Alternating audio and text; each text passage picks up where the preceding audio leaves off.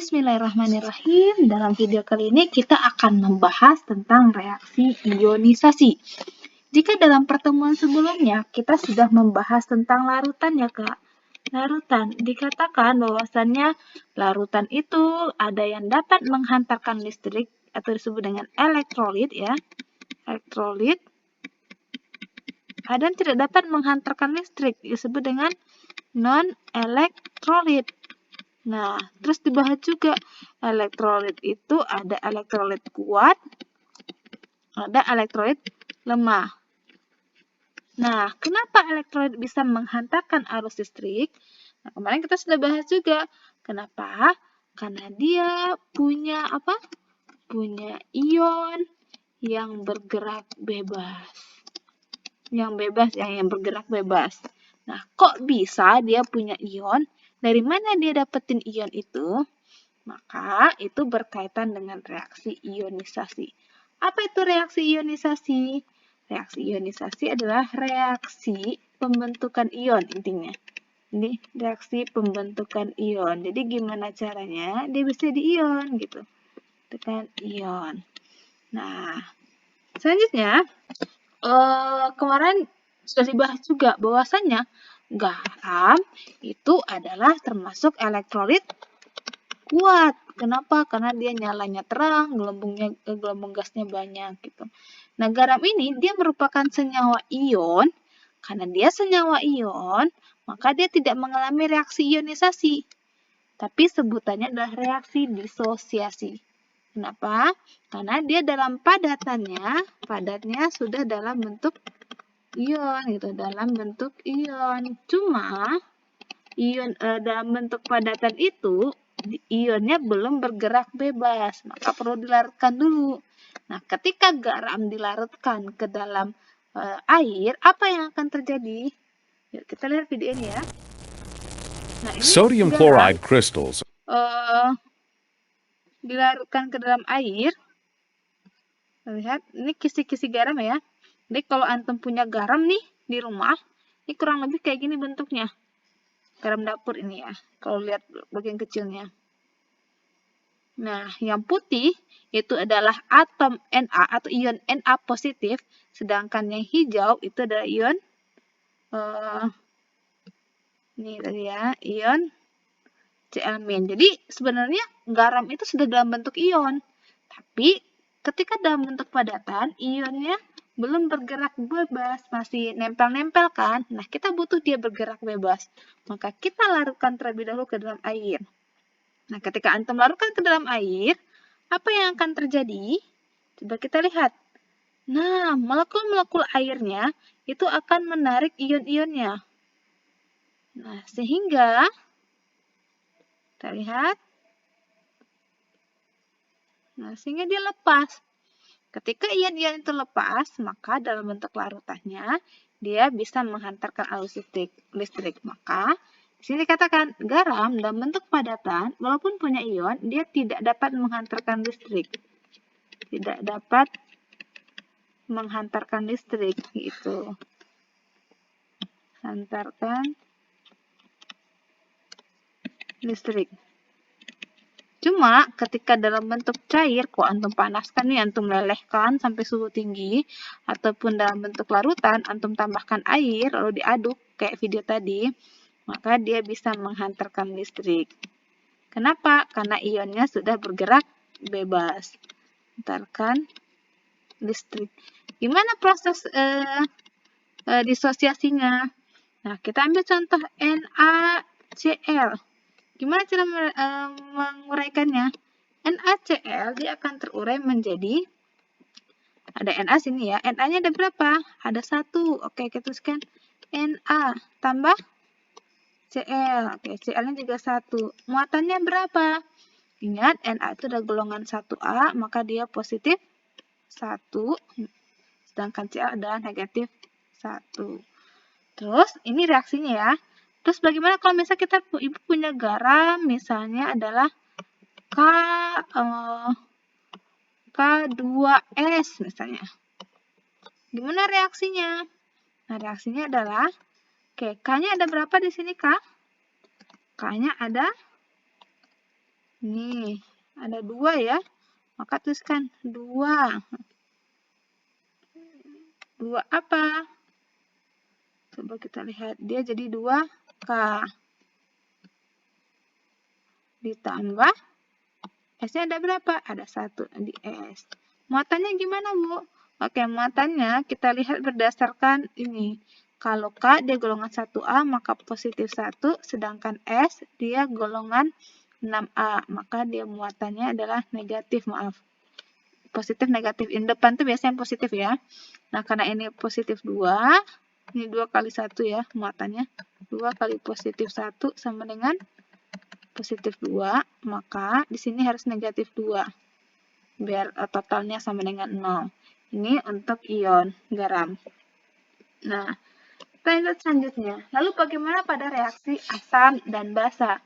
Asam dan basa ini nanti dibagi 2 ya. Ada asam kuat, basa kuat, dan asam lemah, dan basa lemah dibagi 2. Bagaimana reaksinya? Oke, kita lihat di sini. Ionization of acids and Oke. Kita lihat.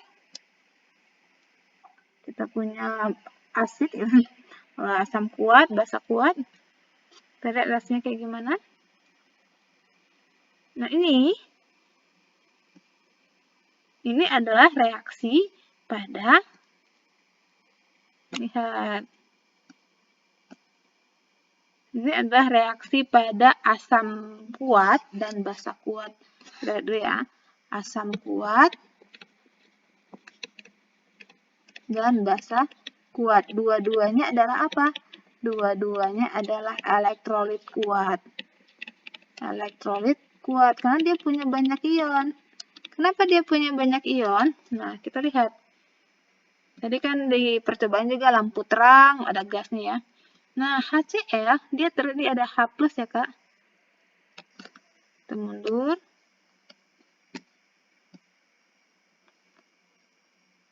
Oke.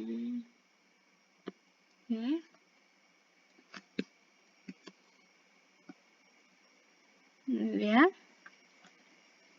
Nah, ini lampunya nyala terang ya tadi. Terus ketika kita lanjutkan, bagaimana reaksinya ya? Itu ada aliran elektron, antum perhatikan.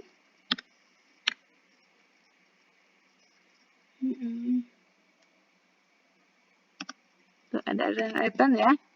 Nah, lihat. Ini adalah ion-ion yang bergerak bebasnya. Ini asam. Nah, kalau kita lihat reaksinya kayak gimana? Ketika HCl dimasukkan ke dalam air, apa yang terjadi? Nah, dia berubah menjadi H+ dan Cl-. Jadi semuanya berubah jadi H+ dan Cl-. Nah, ketika NaOH dimasukkan ke dalam air, dia basa kuat, dia berubah menjadi Na+ dan OH-. Sempurna gitu. Kita lihat. Kita pause dulu.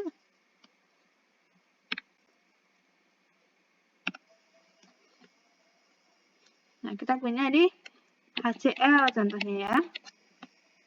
Nah, dia akan menjadi H+ tambah Cl-. Gitu. Oh, ini dia sudah masuk asam lemah dan basa lemah ya, betul sini. Asam lemah dan basa lemah itu adalah apa? Itu adalah elektrolit lemah. Kenapa? Karena dia hanya terionisasi sebagian. Maksudnya apa sih terionisasi sebagian? Artinya apa? Tidak semuanya menjadi ion. Tidak seperti H+ dan Cl- tadi. Ini kan langsungnya di H+ jadi Cl- ya. Nggak ada lagi ketika dimasukkan ke dalam air ini. Semuanya di H+ Cl-. Nggak ada lagi HCl-nya gitu. Nah, ini ketika dimasukkan ke dalam air, dia terurai menjadi H+ dan ion negatifnya, tapi dia bolak-balik, Bang. Nah, ini tanda bolak-balik ini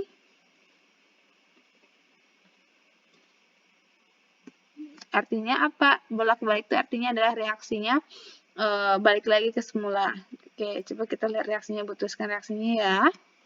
Nah, ini H+ dan Cl-. Kalau kita tuliskan, kalau Ibu punya H2SO4, videonya abaikan saja ya. H2SO4. Ini asam ya. Kalau H itu artinya asam, Bang.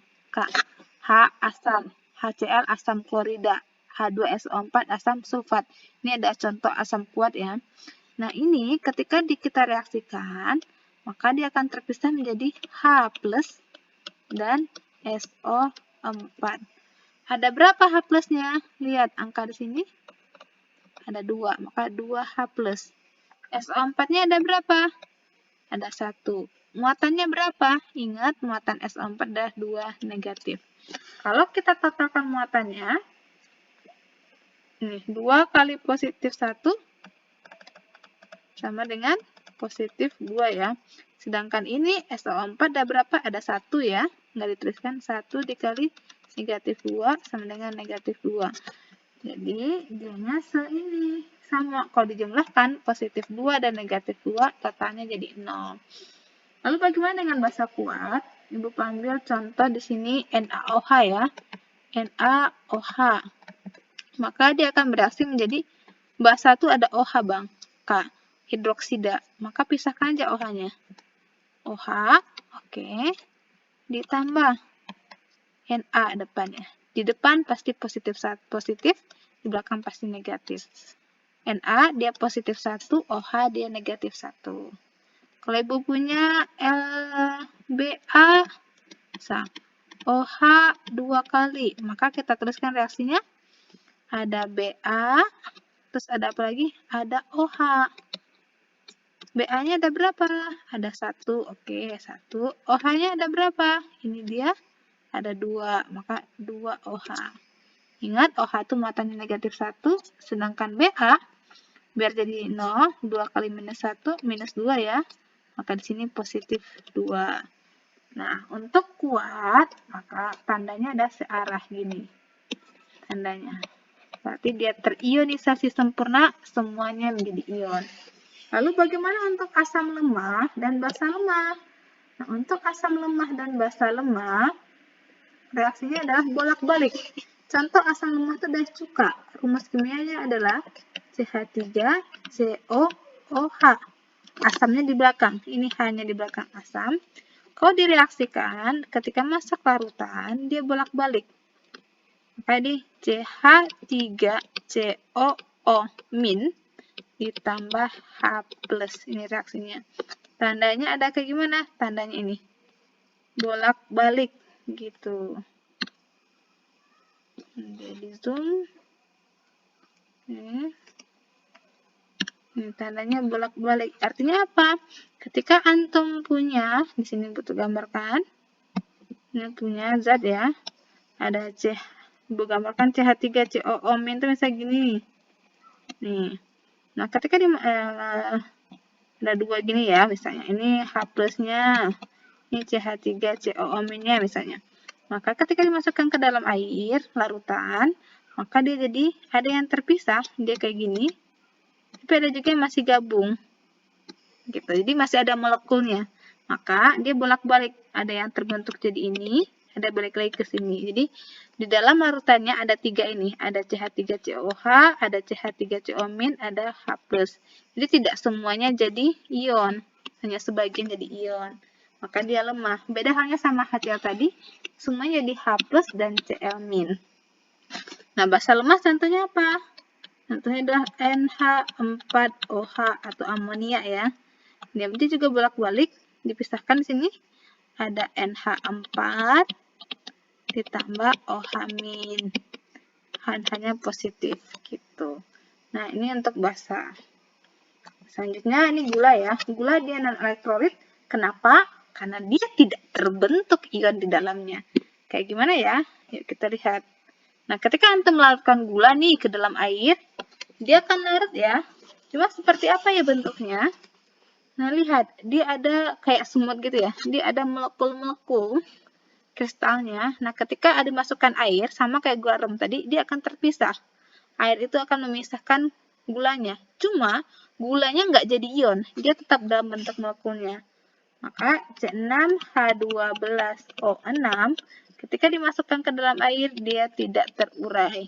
Dia masih dalam bentuk C6H12O6 sehingga tidak ada ion positif ataupun ion negatifnya. Jadi nggak ada ion positif, nggak ada ion negatif. Maka tidak heran jika gula tidak bisa menghantarkan arus listrik. Nah, sekian. Semoga bisa dipahami ya.